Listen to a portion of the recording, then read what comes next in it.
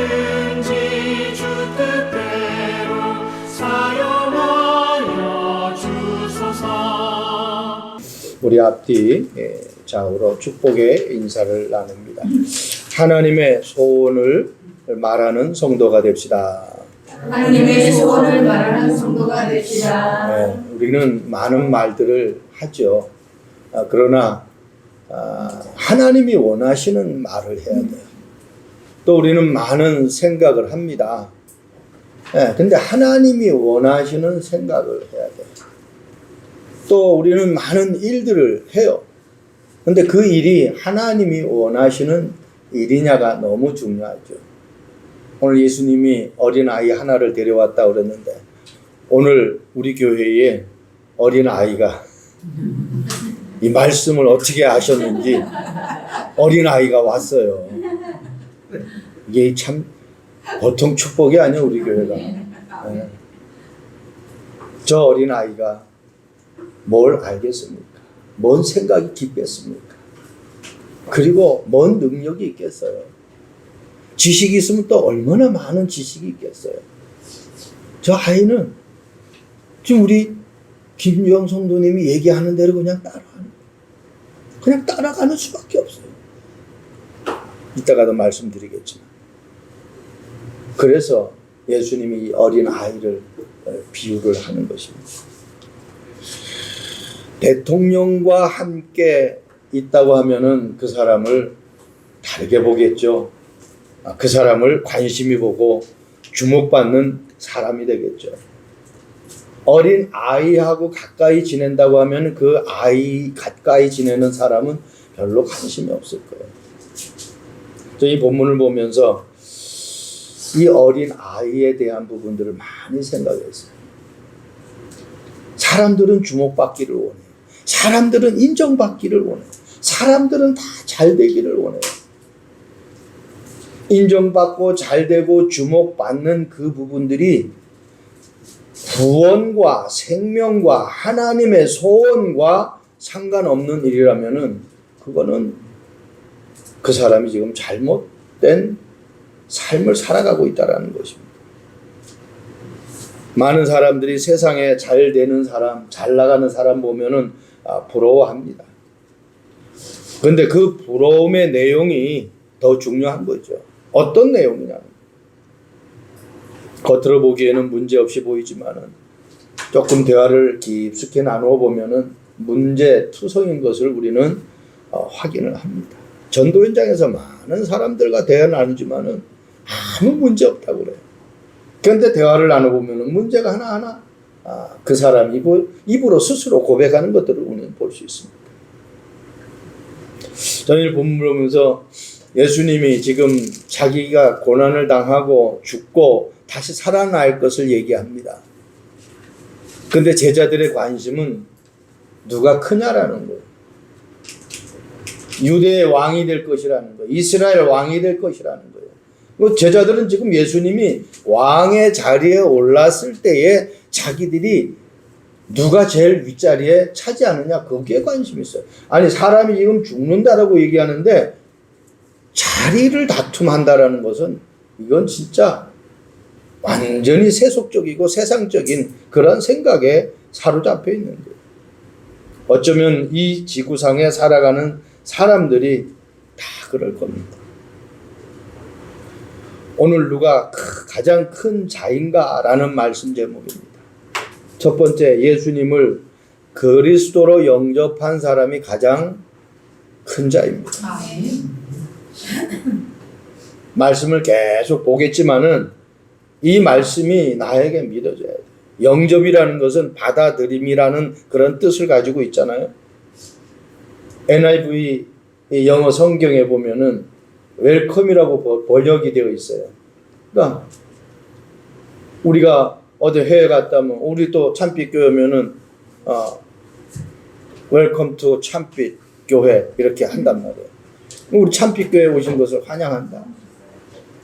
여러분, 내가 주님을 사실적으로 받아들인다라는 이 내용이 너무너무 중요해요. 오늘 누구든지 내 이름으로 어린 아이를 영접하면 곧 나를 영접하며 누구든지 나를 영접하면 곧 나 보내신 이를 영접합니다. 일 중에 일이 뭐냐? 하나님이 이 땅에 예수님을 보내셨는데 그 예수님을 보내신 그분을 믿는 것이 하나님의 일이라고 말씀하고 있습니다. 우리는 많은 일, 거창한 일 그런 것을 해야 인정받는 걸로 착각합니다. 빈 깡통이 시끄럽다는 말이 있죠. 참 복음을 모르고 큰 소리 치는 사람들 많아요. 정말 주님이 내 안에 계시고 그분의 계획과 능력을 안다면 우리는요 가만히 있기만 해도 응답이 저절로 와요. 그걸 체험해야 돼요. 내가 기도해서 응답 오는 거하고 기도하지 않았는데 응답 오는 거하고 기쁨은요 엄청난 차이가 우리에게 다가옵니다. 마태복음 18장 4절 말씀 보면 주님은 어린 아이와 같이 자기를 낮추는 사람이 천국에서 큰 자다 그렇게 말씀하고 있습니다. 요한복음 1장 12절에 영접하는 자 곧 그 이름을 믿는 자들에게는 하나님의 자녀가 되는 권세를 주셨으며 여러분 하늘과 땅의 모든 권세를 가지신 분이 나와 함께하기 때문에 가장 큰 자예요. 모든 권세를 가지신 분이 나와 함께 한다니까요. 그래서 내가 가장 큰 자예요.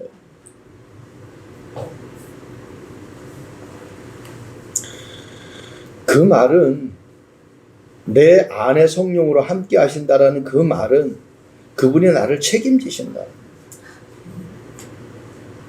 자녀들을 함께 데리고 어떤 여행을 갑니다. 어떤 외식을 갑니다. 그 아이가 따라오는지 안 따라오는지 전혀 신경을 안 쓰는 부모 없어요. 이 아이가 잘 따라오는지 이 아이가 이 음식을 좋아하는지 그런 것까지 세심히 부모는 이 아이의 삶을 살피십니다. 고린도전서 3장 16절 말씀도 마찬가지죠. 너희는 하나님의 성전인 것과 너희 안에 하나님의 성령이 계시는 것을 알지 못하느냐.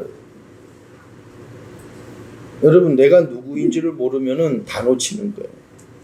구원받은 하나님의 자녀는 그냥 하나님의 자녀로 살아가는 것이 아니라 내 안에 나를 위해서 십자가에 죽으시고 죄와 저주와 지옥의 모든 권세를 깨끗하게 끝내시고 부활하셔서 성령으로 내 안에 함께 하신다라는 이 사실입니다. 내가 누구와 함께 하느냐? 그거 내 인생의 모든 것을 좌우해요. 도둑놈과 함께 하면 내 인생이 도둑놈의 인생이 돼버리는 거예요. 하나님이 기뻐하시는 일을 하는 사람과 함께 하면 하나님이 기뻐하시는 그 삶을 살아가는 거예요. 내 안에 계시는 그 주님이 세상 끝날까지 우리와 함께 한다라는 사실 놓치면 안 돼요. 야곱이 베델에서 있었던 사건을 우리는 기억하잖아요. 창세기 28장 15절. 저는 이거는 여러분들이요 진짜 아무리 머리가 나빠도 이 말은 이 말씀 15절 한 구절은 머릿속에 각인시켜야 돼요. 뭐라고 하나님이 야곱에게 약속합니까? 네가 어디를 가든지 너를 떠나지 않겠대요. 그리고 너에게 허락한 것을 다 이루기까지 너를 떠나지 않는데 네가 어디를 가든지 이 말은 뭐예요? 네가 잘못된 일을 하고 네가 좋은 일을 하고 네가 나를 상관없이 삶을 산다 할지라도 하나님은 너를 지키겠다라는 겁니다. 너에게 허락한 것을 다 이루기까지 너를 떠나지 않겠다. 그러니까 이루는 게 내가 이루는 게 아니에요. 이 말씀을 보면은 가정의 삶도 마찬가지입니다. 남편과 아내, 자녀들 모든 삶이 마찬가지예요. 정말 내가 언약 붙잡고 기도하면은 하나님이 어느 순간에 모든 것 다 회복시키는 것을 본다니까요. 누가 가장 큰 자입니까? 두 번째, 하나님의 소원을 아는 사람입니다. 예수님을 구주로 영접했지만은 하나님의 소원과 상관없이 살아가는 사람 많습니다. 마가복음 3장 32절 그러나 제자들은 이 말씀을 깨닫지 못하고 묻기도 두려워하더라. 예수님이 고난당하고 사람들에게 넘겨지고 죽으시고 부활할 것을 말씀했는데 이것을 깨닫지 못해. 참 안타까운 일이죠. 인류의 구원하실 메시아를 모든 인류를 구원하실 그 메시아를 깨닫지 못하고 있어요. 그냥 내가 높은 자리에 올라가야 되는데 거기에 관심이 있어요.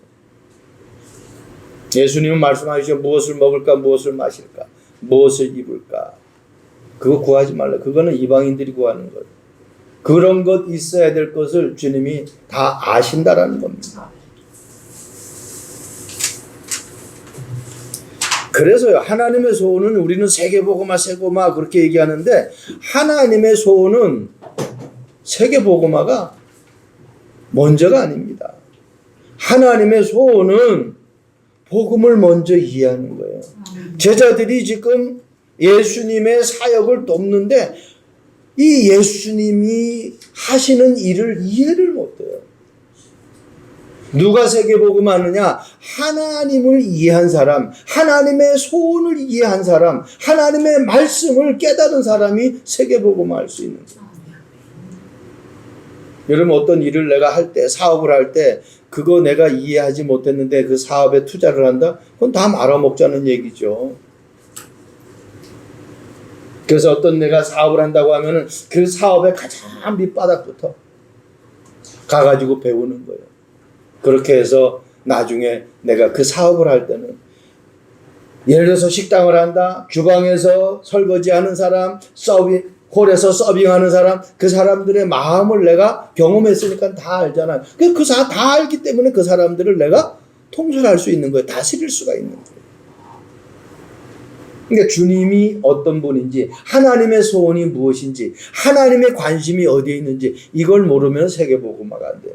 우리는 무조건 세계복음화 그렇게 하는데, 그래서 성경은 오직 성령이라고 되어 있어요. 오직 일이라고 안 되어 있습니까? 오직 능력이라고 안 했어요. 오직 많은 돈, 많은 지시라고 안 했어요. 오직 성령이라는 거예요. 하나님을 이해하지 않고는 하나님의 일을 할 수가 없습니다. 그래서 오직 성령이라는 이 말은 그 능력 가지고 세계복음하라는 거예요. 네가 세계복음하는 것이 아니라는 거예요. 모세를 하나님이 불러내실 때 이스라엘 백성들 출애굽하는 과정을 모세를 쓰실 때 모세가 자기는 못한다고 그러잖아요. 그런데 하나님이 출애굽기 3장 12절에 내가 너와 반드시 함께하겠다. 하나님이 하시는데 모세를 통해서 하시는 거예요. 마가복음 9장 35절 말씀 보세요. 예수께서 앉으사 12 제자를 불러 이르시되 누구든지 첫째가 되고자 하면 무 사람의 끝이 되며. 우리는 다 우두머리가 되려고 그러지 끝이 되려고 안 하잖아요. 그러면서 무 사람을 섬기는 자가 되어야 한다. 그러면서 예수님이 제자들의 발을 씻기는 세족식을 우리는 요한복음 13장을 통해서 봅니다. 겸손한 자, 섬기는 자. 예수님이 말씀하셨죠. 마가복음 10장 45절에 내가 섬김을 받으러 온 것이 아니라 도리어 섬기러 왔다. 어느 정도 섬겨? 자기의 죽음을 통해서 많은 사람의 대속물이 되기 위해서, 많은 사람을 살리기 위해서 왔다. 성경은 말씀합니다. 살고자 하면 죽고 죽고자 하면 산다. 하나님이 나와 함께 한다고 하면은 사실은 내가 주장할 거 하나도 없어요. 하나님이 행하시는 거예요. 그래서 이 복음을 내가 이해한다라는 건 어마어마한 거예요. 로마서 1장 16절 너무 중요한 말씀이잖아요. 복음은 모든 믿는 사람들에게 구원을 주시는 하나님의 능력이다. 아멘. 그 사람을 잘되게 하는 하나님의 능력이 아니라 구원을 주시는 하나님의 능력이다.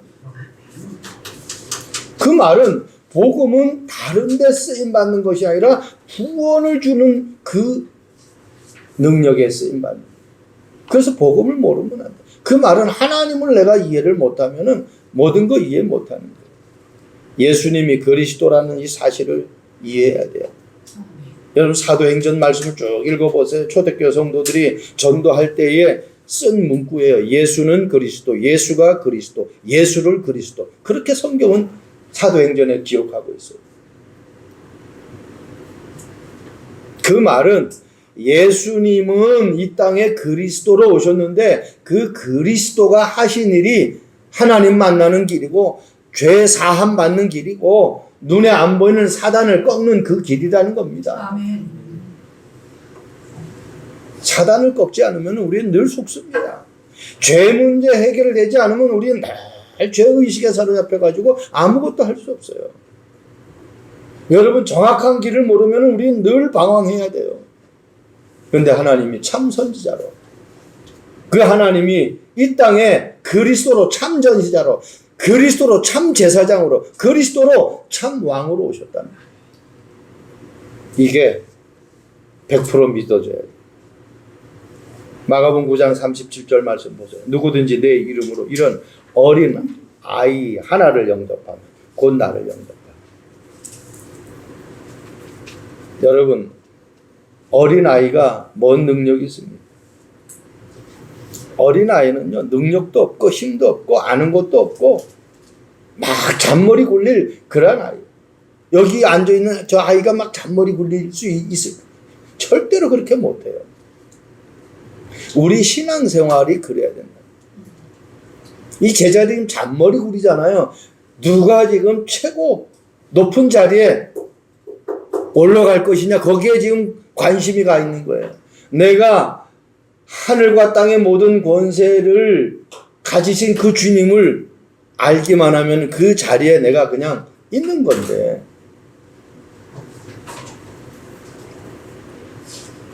어린아이는 진짜 힘없습니다. 아무 힘 없어요. 그러니까 누구만 의지하게 돼요?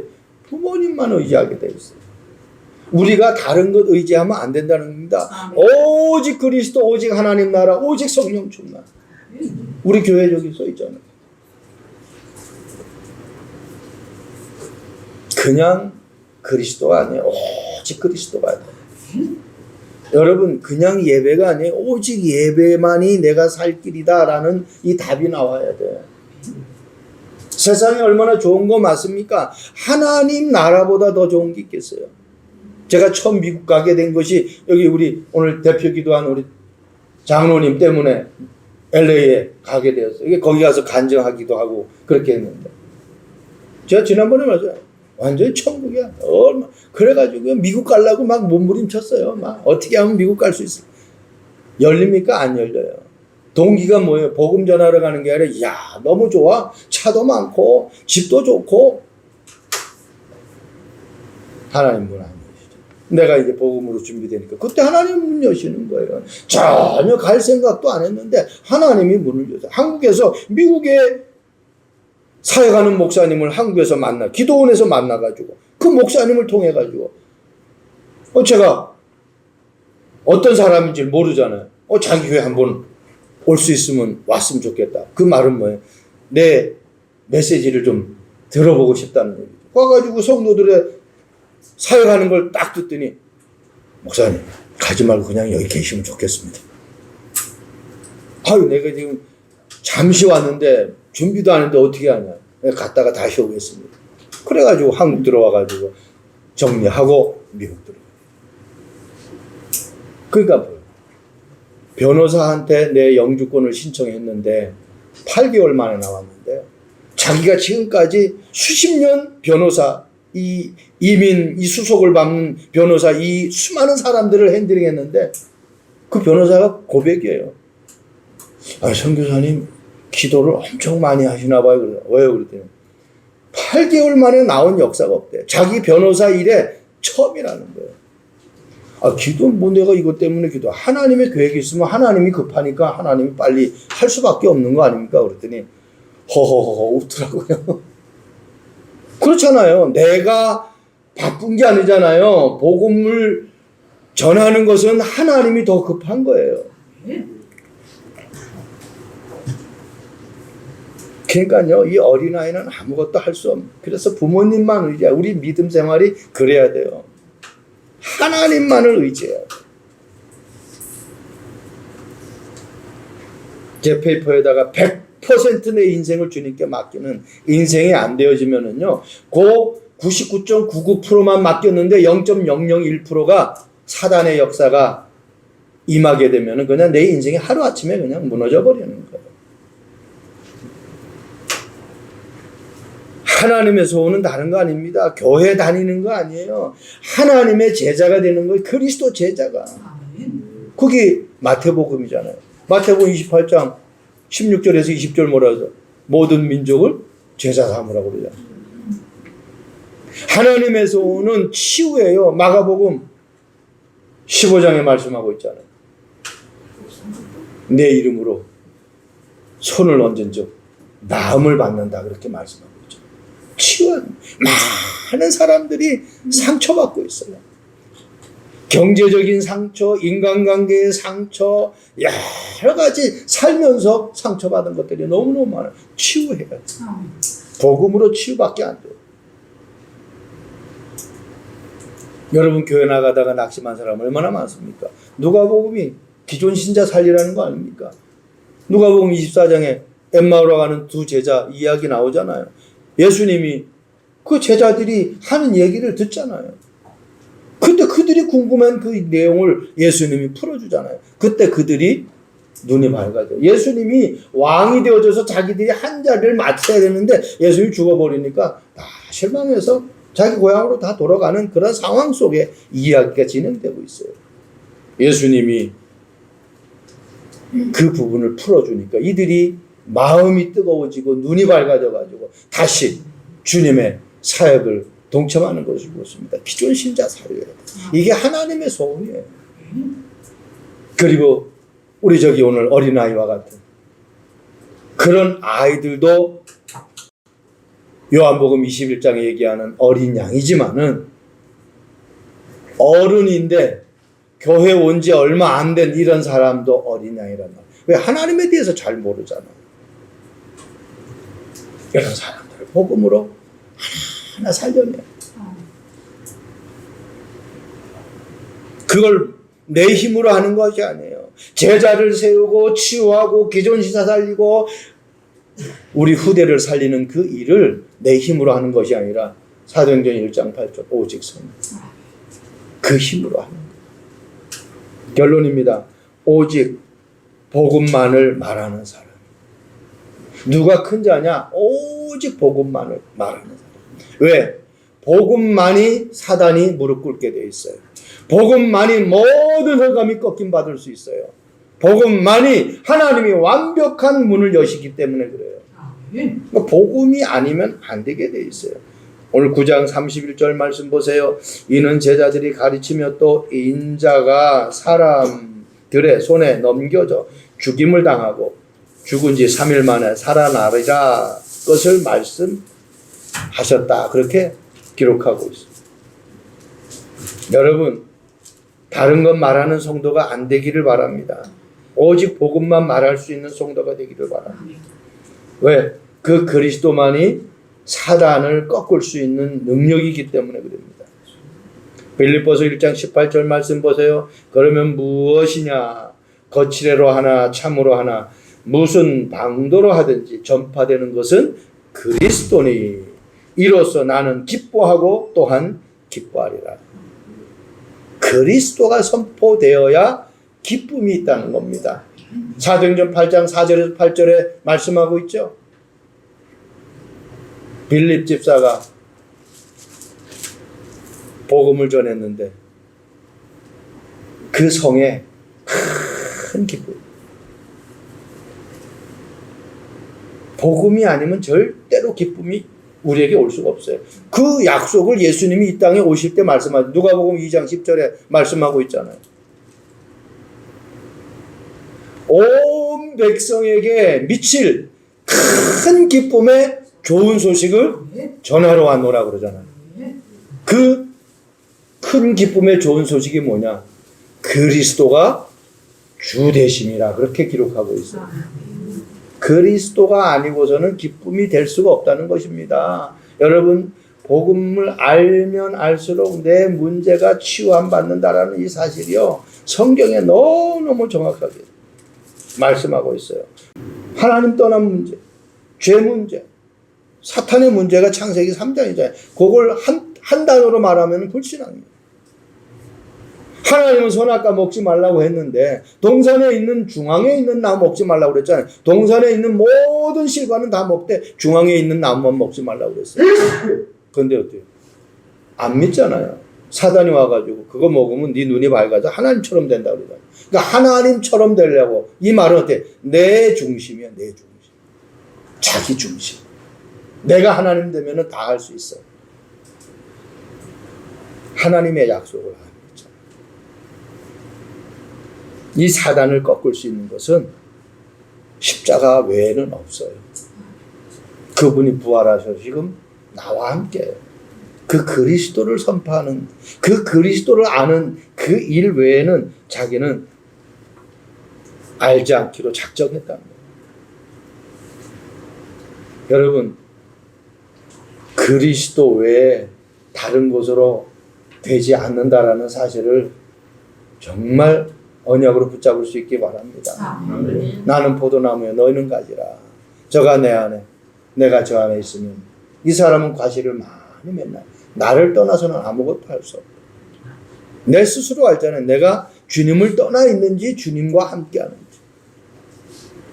내 말이 너희 안에 있으면, 성경으로 너희가 내 안에, 내 말이 너희 안에 있으면, 그 15장 7절에는 그렇게 얘기하고 있어요. 무엇인지 원하는 대로. 너희가 내 안에, 이거는 내가 구원받은 거 아니에요. 내 말이 너희 안에, 언약 붙잡고 기도하라는 거야. 언약 말씀. 에레미야 33장도 마찬가지잖아.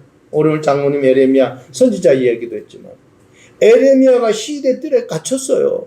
그런데 갇혀있는 에레미야에게 하나님의 말씀이 두 번째 임했다라는 거예요. 언약 붙잡고 기도하는 거예요. 너는 내게 부르치라. 내게 응답하겠고 네가 알지 못하는 크고 비밀한 것을 내가 너에게 보이겠다는 거예요.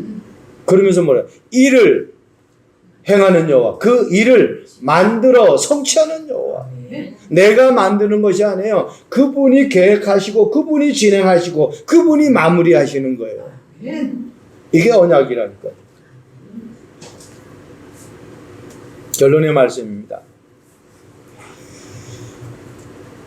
수십 년 동안 유럽을 오가며 보석을 사서 팔고 하는 이 보석상, 어느 날 큰 루비를 발견했어요. 지금까지 자기가 보석을 그렇게 취급했지만 이렇게 큰 루비를 처음 봤어요.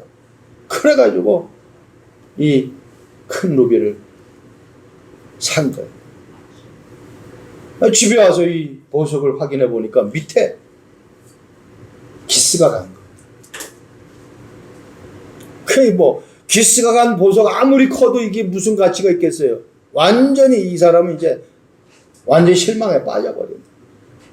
내가 큰 루비를 봐가지고 큰 것에만 관심을 갖다 보니까 세밀하게 살피지 않았구나. 큰일 났구나. 오늘 말씀대로 큰 자, 누가 큰 자냐라는 거기에 관심 가니까 복음은 완전 관심 없는 사람이 돼버린 거예요. 근데 이 아내가 지혜로워요. 여보, 그 루비를 나에게 일주일만 맡겨. 이 아내가 지혜로운 걸 아니까 남편은 완전히 나는 망했다, 좌절하는 그 상황 속에서 아내가 그 말에 알았어 하고 루비를 맡겼어. 이 아내가 조각을 잘하는 이 조각가한테 가가지고 여기에다가 흠집난 여기에다가 장미를 좀 그려달라. 그러니까 조각으로, 그러니까 장미를 딱 흠집난 부분에 그려버리니까 흠집이 안 보이잖아요. 장미가 탁 돼버렸잖아요. 처음에 이 루비를 살 때에 팔려고 했던 그 가격하고 게임이 안 될 정도로 값이 쫙 올라가 버린 거예요. 최고의 가격으로 가격이 더 올라가 버린 거예요. 이 말이 무슨 말입니까? 루비가 기스가 나서 스크라치가 나가지고 값이 다 떨어져 버렸어요. 우리 인간은 흠집투성이에요. 아무 쓸모없어요. 그런데요, 아무 쓸모없는데 그 안에 그리스도가 함께하면은 고린도후서 5장 17절 그리스도 안에 있으면 새로운 피조물이다. 이전 것은 지나갔으니 보라 새 것이다. 완전히 망했다. 큰 루비를 샀는데 스크라치가 나가지고 이거는 지금 값도 안 나온다. 그런데 거기다가 장미를 걸어버립니다. 이거는 어떻게 가치가 더 띄워버렸어요. 더 비싸게 돼버렸어요. 여러분, 저와 여러분들은 할 수 없어요. 너무나 에베소서 2장 1절처럼 허물과 죄로 아주 그냥 만신창이가 돼버렸어요. 하나님의 말씀으로 편집이 되고 하나님이 주신 그 언약으로 새롭게 기도의 능력으로 설계가 되어지고 하나님이 가지고 계신 그 마음, 그 형상이 그대로 우리의 현장에서 디자인되어진다고 하면 이건 최고의 가치가 될 수밖에 없어요.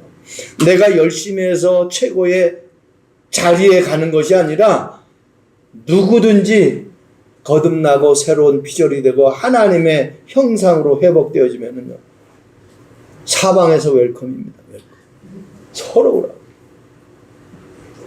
우리 장로님이 오시라고. 오란 데는 없어도 갈 데는 많아요. 그러더라고요. 제가 스케줄을 보여주시더라고요. 근데 빡빡해요. 한국의 부흥사 최고 바쁜 목사님보다 더 빡빡해. 얼마나 빡빡한지. 바쁘신 가운데 오셨어요. 그래서 이제 오후에 말씀도 주실 거예요. 여러분, 저는 이게 단순한 예화가 아니에요. 우리의 많은 흠집이 있어요.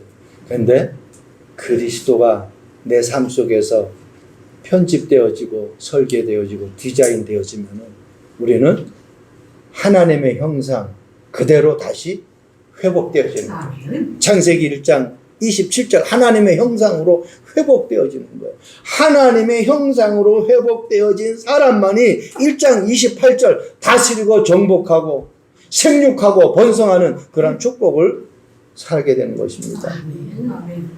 하나님의 형상으로 회복되어져서 내가 큰 자가 되려고 노력하는 것이 아니라 하나님이 나를 크게 쓰실 수밖에 없는 그러한 언약의 여정 속에 있기를 주님의 이름으로 축복드립니다. 기도하겠습니다. 좋으신 하나님을 찬양합니다. 우리와 함께 하시는 그 주님이 내 시작과 끝을 완벽하게 편집하고 설계하고 디자인하셔서 최고의 멋있는 삶을 살아갈 수 있도록 인도해 주실 것을 100% 믿습니다. 그 주님 앞에 나의 인생의 모든 것들을 맡길 수 있는 축복의 우리 성도들 되도록 주님 인도해 주옵소서. 감사합니다. 예수 그리스도의 이름으로 기도합니다. 아멘.